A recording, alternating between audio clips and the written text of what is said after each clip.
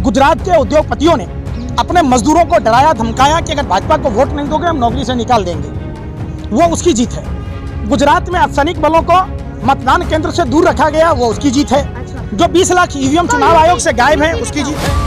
आलिया खान पर नागिन डांस ऐसे नाच रहे थे, ड्रग्स दो कह रहे थे। अडानी कह रहा कंटेनर भर कर लो, कंटेनर भर कर लो। तब आप सवाल नहीं किया, आप सवाल नहीं करते। विकास हुआ महंगाई का, विकास हुआ बेरोजगारी का, विकास हुआ माँ बहन बेटियों पर जो हमले हो रहे, जो उनके साथ बलात्कार हो रहे, विकास हुआ जहरीली शराब बेचने वालों का। अब तो मोदी जी का राज है, मोदी जी की पार्टी भारतीय जनता पार्टी में मनोज तिवारी सांसद है, तो कम से कम जनसंख्या कानून तो उस पर लागू होना चाहिए ना। तो दूसरी शादी किया है, एक पत्नी के रहते हुए पुत्र रत्न की इच्छा में जो उसने दूसरी शादी की है, उस पर सवाल होना चाहिए। और गुजरात में ड्रग्स रैकेट से, शराब माफियाओं से मंथली लेते हैं, खबरें नहीं दिखाते हैं जो खबरें दिखानी चाहिए। क्या आपको नहीं पता है? आप पत्रकार है, सुन तो लो। मोदी जी ने जो दिल्ली में आकर कहा है कि खतरे में अब जुर्म होगा, हमें यह नहीं समझ में आ रहा है कि प्रधानमंत्री जी किस डर और खौफ में जीते हैं। जिस प्रधानमंत्री जी के लिए एसपीजी की विशेष व्यवस्था है, और प्रधानमंत्री जी चूंकि देश के प्रधानमंत्री हैं, प्रधानमंत्री जी के अंडर में सारी देश की तमाम संवैधानिक संस्थाएं आती है। तो अगर प्रधानमंत्री जी डर रहे हैं जुल्म से, तो वो जुल्मी कौन है? प्रधानमंत्री जी को स्पष्ट कहना चाहिए। उन्होंने कहा जुल्म बढ़ेगा। कैसे बढ़ेगा? होगा। तो फिर प्रधानमंत्री के पद पर रहने का कोई मतलब नहीं होता है। प्रधानमंत्री जी को इस्तीफा दे देना चाहिए। जब प्रधानमंत्री के ऊपर जुल्म बढ़ सकता है, तो हम जैसे आम नागरिकों के ऊपर क्या होगा, ये प्रधानमंत्री जी को देश के जनता के सामने में रखना चाहिए। क्योंकि प्रधानमंत्री जी जिस सुरक्षा घेरे में रहते हैं, वहाँ परिंदा पर नहीं मार सकता है। तो आप सोच सकते हैं कि प्रधानमंत्री जी की जो आशंका है वो हमारे हिसाब से निराधार है, और प्रधानमंत्री जी आखिर देश को गुमराह कर रहे हैं। प्रधानमंत्री जी को यह बताना चाहिए कि एसपीजी सुरक्षा है, विशेष विमान और इतने महंगे महंगे बुलेट प्रूफ कार होने के बावजूद अगर प्रधानमंत्री असुरक्षित हैं, तो हिंदुस्तान की 140 करोड़ आवाम जो भगवान भरोसे जी रही है, जिनके लिए कोई सुरक्षा की व्यवस्था नहीं है प्रधानमंत्री के कैंपेयर में, तो सोच सकते हैं कि हम भारतीय जैसे क्यों बोल रहे प्रधानमंत्री जी अभिनय करना जानते हैं। प्रधानमंत्री जी जॉनी लीवर को फेल कर दिया। प्रधानमंत्री जी इमोशनल कार्ड खेलते हैं। और प्रधानमंत्री जी अगर इमोशनल कार्ड नहीं खेलते, अगर प्रधानमंत्री की बातों में थोड़ी सी भी सच्चाई है, तो प्रधानमंत्री को देश के सामने में साफ और स्पष्ट तरीके से रखना चाहिए। सुधीर चौधरी ने ब्लैक एंड व्हाइट में कहा है कि जो ज्यादा वोट परसेंट केजरीवाल को मिला है वो अनपढ़ लोगों का मिला है। अब पता नहीं सुधीर चौधरी जैसा तिहारी क्या सोचकर बोलता है, ये तो उसी को पता हो। देश लूटने वालों की अगर आप संख्या देखेंगे तो ऋषि अग्रवाल कोई अनपढ़ नहीं था। नीरव मोदी, मेहुल चौकसी, विजय माल्या, तमाम जो लोग थे, या गौतम अडानी, ये सब कोई अनपढ़ आदमी नहीं है जिसने देश लूटा और देश का पैसा गबन कर लिया। तो ये पढ़े लिखे लोग जिनकी बुद्धि जीव खा गई, जो अपने आप को बुद्धिजीवी कहते हैं, जिनके कारण जिनको देश के प्रति बोलना चाहिए, वो लोग देश को गुमराह कर रहे हैं। अनपढ़ लोगों को तो बैंक लोन भी नहीं देती है। किन लोगों की बात कर रहे हैं जो देश को गुमराह कर रहे हैं? निश्चित तौर पर तिहारी जैसा ही आदमी देश को गुमराह कर रहा। पत्रकार है, एक सीनियर अमित शाह जी ने भी तो बोला था, आप भूल गई। फिर एक भी अरे सुन यार, पत्रकार है तो क्या हुआ? रावण भी तो साधु बन के गया था। तो भगवा पहन लेने से रावण कोई साधु तो नहीं हो गया ना? तो कांग्रेस ने मोदी जी को रावण बता दिया था, कांग्रेस हार गई गुजरात में। अब यही चीज आप लोगों को, अगर मोदी जी ने क्या क्या नहीं कहा, क्या देश के बहू को जर्सी गाय कहना सही है? रेणुका चौधरी जैसी महिला सांसद को सुपनेखा कहना क्या सही है? तो जब प्रधानमंत्री, आपने देखा होगा बंगाल के चुनाव में ओ दीदी टपोरी की भाषा बोल रहे थे, तब आपने सवाल नहीं किया। तो ये सवाल उस समय भी पूछे जाने चाहिए। और निश्चित तौर पर चौधरी जी ने ये कहा है कि जो विकास नहीं चाहती लोग मुखोरी में फंस के वोट दे दी केजरीवाल को। अच्छा, मोदी जी के राज में खूब विकास हो रहा है। कौन है? क्या विकास हो रहा भाई? कह नहीं रहे विकास हुआ महंगाई का, विकास हुआ बेरोजगारी का, विकास हुआ माँ बहन बेटियों पर जो हमले हो रहे, जो उनके साथ बलात्कार हो रहे, विकास हुआ जहरीली शराब बेचने वालों का, विकास हुआ बार बार ड्रग्स के जो रैकेट पकड़े जाते हैं उसमें विकास हुआ।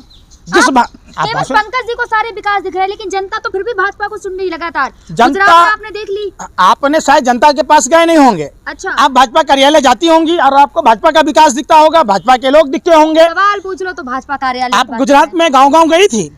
मैं 1500 से अधिक गाँवों का दौरा किया था।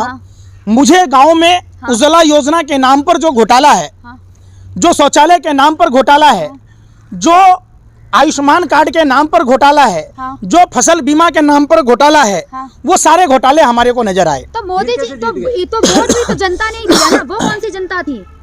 जनता ने वोट नहीं दिया, तो किसने दिया? गुजरात के उद्योगपतियों ने अपने मजदूरों को डराया धमकाया कि अगर भाजपा को वोट नहीं दोगे हम नौकरी से निकाल देंगे। हाँ। वो उसकी जीत है।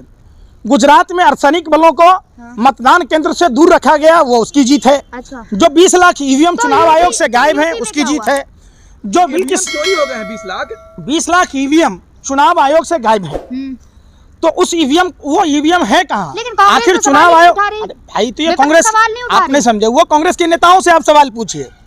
मैं कोई किसी पार्टी में नहीं हूँ, और आपसे सवाल जब भी आप पत्रकारिता करते हैं, मेरा हाथ जोड़कर विनती है कि आप सवाल, आप देश के मुद्दे पर बात कीजिए, बेरोजगारी पर बात कीजिए, महंगाई पर बात कीजिए, शिक्षा पर बात कीजिए, स्वास्थ्य पर बात कीजिए, आप सरहदों की सुरक्षा पर बात कीजिए, आप बात कीजिए कि चाइना ने जो जमीनें हथिया ली उस पर बात कीजिए। लेकिन यूपी में क्या कहेंगे जो अभी जो सुप्रीम कोर्ट में गया है कि वोट डालने नहीं दिए रामपुर में? निश्चित तौर पर मैं यही चीज कह रहा हूँ, पूरे भारतवर्ष में हाँ। जहाँ जहाँ भाजपा की सरकारें हैं, हाँ।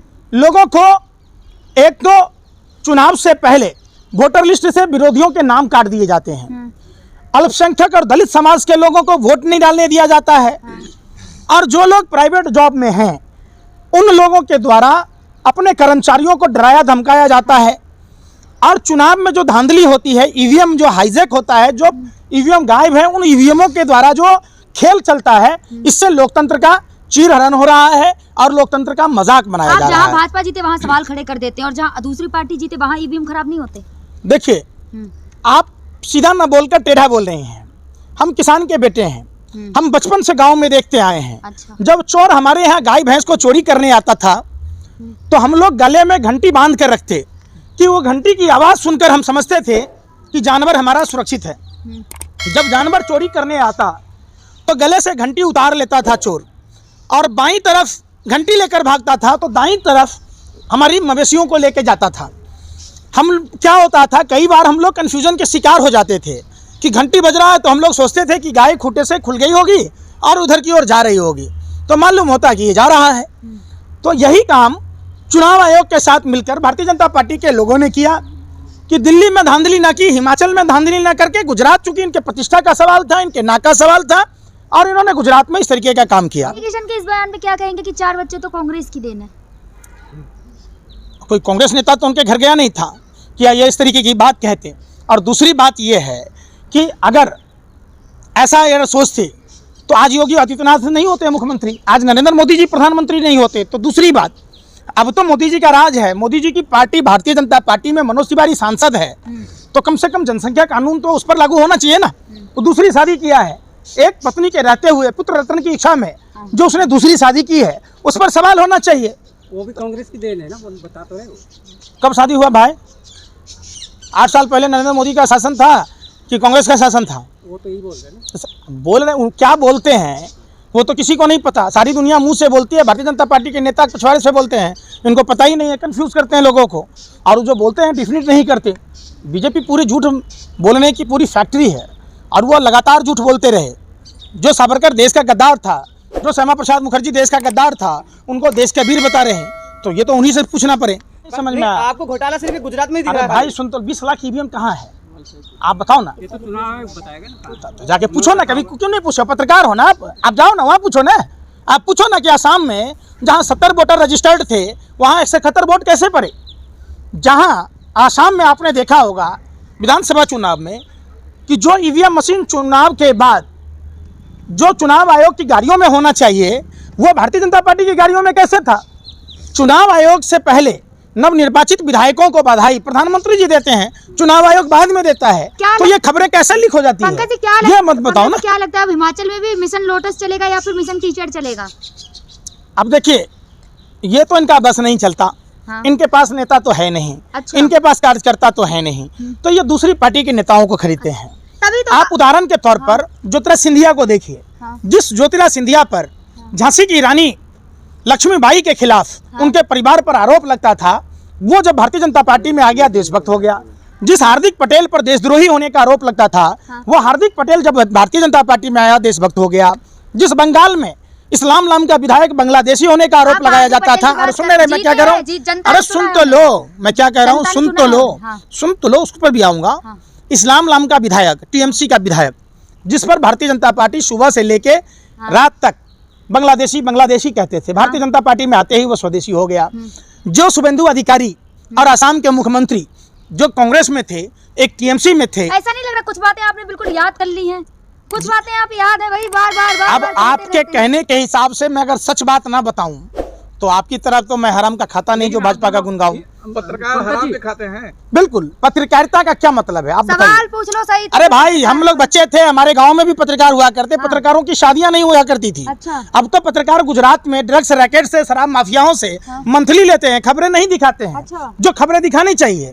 क्या आपको नहीं मतलब पता है? आप पत्रकार हैं, सुन तो लो। पत्रकारों से इतनी दिक्कत है कि शादी करें तो दिक्कत नहीं। अरे भाई सुन तो लो, क्यों? जनता चुन रही है। अरे भाई सुनने जनता चुन रही है उन रहे, लोगों को। जनता अगर चुनती, हाँ। जनता के द्वारा निष्पक्ष होता अगर चुनाव, तो जनता वोट नहीं देती ना। तो ऐसे तो अरे भाजपा भाई, हिमाचल में हारी है, हिमाचल में ईवीएम भी घपला है। नहीं, वहाँ जो भाजपा कांग्रेस जीती भाजपा है। हारी नहीं है, वहाँ कांग्रेस जीत गई।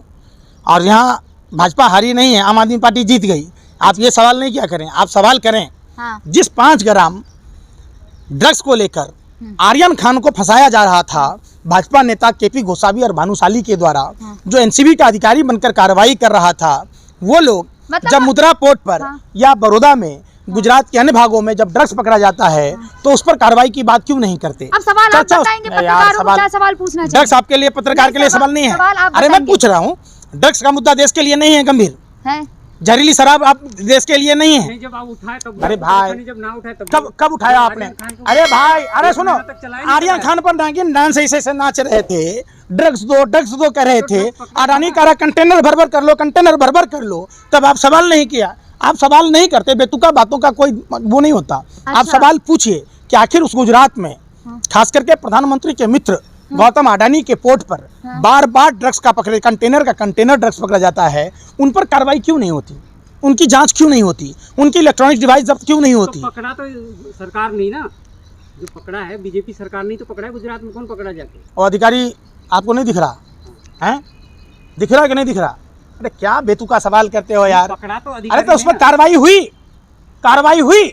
अगर हुई होती तो बार बार वहां नहीं पकड़े जाते। 2000 के नोट छापने की मशीन गुजरात में पकड़ी गई और जाली नोट 2000 के पकड़े गए। कोई अगर कार्रवाई होती तो फिर आप बताओ कि कौन कौन लोग गुनाहगार हैं, कौन कौन लोग जेल में गए, वो मशीनें कहां से आई, 2000 का नोट छापने वालों का रैकेट कौन था, चलाने वालों का रैकेट कौन था, उस पर चर्चा करो। वो चर्चा नहीं करोगे।